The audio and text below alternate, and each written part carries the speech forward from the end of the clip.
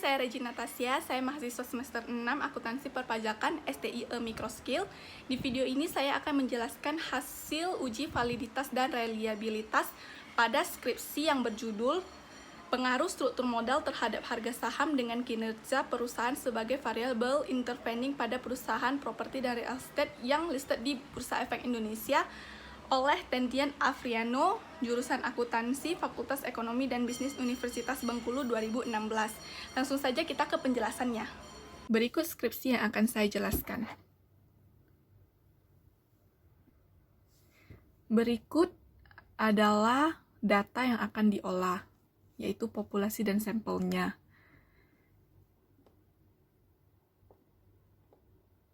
Berdasarkan tabel yang di atas tadi, dapat dilihat bahwa jumlah sampel pada penelitian ini adalah sebanyak 38 perusahaan dengan 6 tahun pengamatan diperoleh objek yang diobservasi adalah 228. Ya, di sini kita akan langsung membahas uji validitas konstruknya. Validitas konstruk menunjukkan seberapa baik hasil yang diperoleh dari penggunaan suatu pengukuran sesuai teori-teori yang digunakan untuk mendefinisikan suatu konstruk. Uji validitas di dalam skripsi ini terdiri atas validitas konvergen dan validitas diskriminan. Yang pertama yaitu konvergen validity atau validitas konvergen berhubungan dengan prinsip bahwa pengukur-pengukur dari suatu konstruk seharusnya berkorelasi tinggi. Uji konvergen validity dalam PLS dengan indikator reflektif dinilai berdasarkan loading faktor indikator-indikator yang mengukur konstruk tersebut. Nilai loading faktor yang diharapkan yaitu lebih besar dari 0,7. Pada gambar 4.1 yang ini, terlihat bahwa IAR memiliki nilai loading faktor di bawah 0,7 yaitu sebesar minus 0,978. Oleh karena itu, indikator IAR harus dihapus dari model. Selanjutnya, pada gambar 4.2 yang ini, pada gambar 4.2 terlihat bahwa setelah indikator IAR dikeluarkan dari model, tidak terdapat lagi nilai loading faktor pada variabel laten dengan indikatornya di bawah 0,7, sehingga konstruk untuk semua variabel sudah tidak ada yang dieliminasi dari model. Selain dilihat dari nilai loading factor, convergent validity juga dapat dilihat dari nilai average variance extract. Nilai average variance extract yang diharapkan yaitu lebih besar dari 0,5. Nah, ini adalah berikut tabel nilai F-nya, yaitu average variance extract. Pada tabel tersebut dapat dilihat bahwa nilai F-nya masing-masing konstruk berada di atas 0,5. Oleh karena itu, berdasarkan nilai loading factor dan average variance extract, maka dapat disimpulkan bahwa model yang diuji dinyatakan valid. Nah, yang kedua ini yaitu discriminant validity, merupakan nilai across loading factor yang berguna untuk mengetahui apakah konstruk memiliki diskriminan yang memadai, yaitu dengan cara membandingkan nilai loading pada konstruk yang dituju. Nilai loading pada konstruk yang dituju harus lebih besar dibandingkan nilai loading dengan konstruk lainnya. Berikut adalah tabel dari cross-loadingnya. Dari tabel 4.4 terlihat bahwa nilai loading dari masing-masing indikator terhadap konstruknya lebih besar daripada nilai cross-loadingnya. Nilai loading indikator DAR dan DER terhadap konstruk struktur modal adalah sebesar 0,938 dan 0,977. Nilai tersebut lebih besar dari nilai loading indikator DAR dan DER terhadap konstruk lainnya, yaitu konstruk kinerja perusahaan sebesar 0,38 dan 0,337. Kemudian terhadap konstruk harga saham yaitu sebesar 0,039 dan 0,017. Di sini nilai loading indikator ROI terhadap konstruknya yaitu kinerja perusahaan adalah sebesar 1. Nilai tersebut lebih besar dari nilai loading indikator ROI terhadap konstruk lainnya, yaitu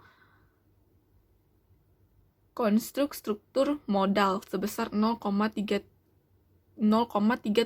Kemudian terhadap konstruk harga saham yaitu sebesar 0,356. Nilai loading indikator harga saham terhadap konstruknya yaitu harga saham adalah sebesar 1. Nilai tersebut lebih besar dari nilai loading indikator harga saham terhadap konstruk lainnya, yaitu konstruk struktur modal sebesar 0,0219. Kemudian terhadap konstruk kinerja perusahaan yaitu sebesar 0,356. Dari hasil analisis cross-loading, terlihat bahwa setiap variabel laten memiliki diskriminan yang memadai. Selanjutnya di sini kita akan masuk ke hasil uji reliabilitasnya.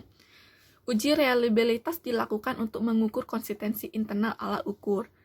Reliabilitas menunjukkan akurasi, konsistensi, dan ketetapan suatu alat ukur dalam melakukan pengukuran. Di sini uji reliabilitasnya menggunakan dua metode, yaitu Composite Reliability dan Cronbach's Alpha. Composite Reliability mengukur nilai sesungguhnya reliabilitas suatu konstruk, sedangkan Cronbach's Alpha mengukur batas bawah nilai reliabilitas suatu konstruk. Nilai dari Composite Reliability dan Cronbach's Alpha yang diharapkan adalah lebih besar dari 0,7, tetapi nilai 0,6 masih bisa diterima. Berikut ini adalah tabel Composite Reliability-nya. Pada tabel tersebut terlihat bahwa nilai Composite Reliability semua konstruk berada di atas 0,7. Nilai Composite Reliability konstruktur modal adalah sebesar 0,980. Kemudian nilai Composite Reliability konstruk kinerja perusahaan adalah sebesar 1,000 dan nilai Composite Reliability konstruk harga saham adalah sebesar 1,0000. Dan yang kedua adalah Cronbach's Alpha. Berikut ini adalah tabel hasil dari Cronbach's Alpha. Pada tabel tersebut terlihat bahwa nilai Cronbach's Alpha semua konstruk berada di atas 0,7. Nilai Cronbach's Alpha konstruk struktur modal adalah sebesar 0,959. Kemudian nilai Cronbach's Alpha konstruktur kinerja perusahaan adalah sebesar 1,000 dan nilai Cronbach's Alpha konstruk harga saham adalah sebesar 1,000. Berdasarkan nilai Composite Reliability dan Cronbach's Alpha, maka dapat disimpulkan bahwa model yang dibentuk adalah reliable. Sesuai dengan hasil Composite Reliability dan Cronbach's Alpha yang semuanya di atas lebih besar dari 0,7, yang dapat dikatakan di atas 0,7, berarti semua nilainya bisa diterima. Berdasarkan penelitian yang di atas, dapat diambil kesimpulan bahwa struktur modal tidak berpengaruh terhadap harga saham. Yang kedua, struktur modal berpengaruh positif terhadap kinerja perusahaan. Hasil ini menunjukkan bahwa perubahan struktur modal perusahaan yang disebabkan oleh peningkatan jumlah hutang perusahaan akan meningkatkan kinerja perusahaan. Yang ketiga, kinerja perusahaan berpengaruh positif terhadap harga saham.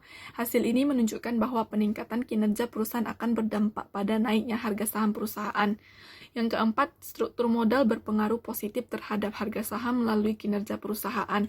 Hasil ini menunjukkan bahwa kinerja perusahaan mampu memediasi hubungan antara struktur modal terhadap harga saham.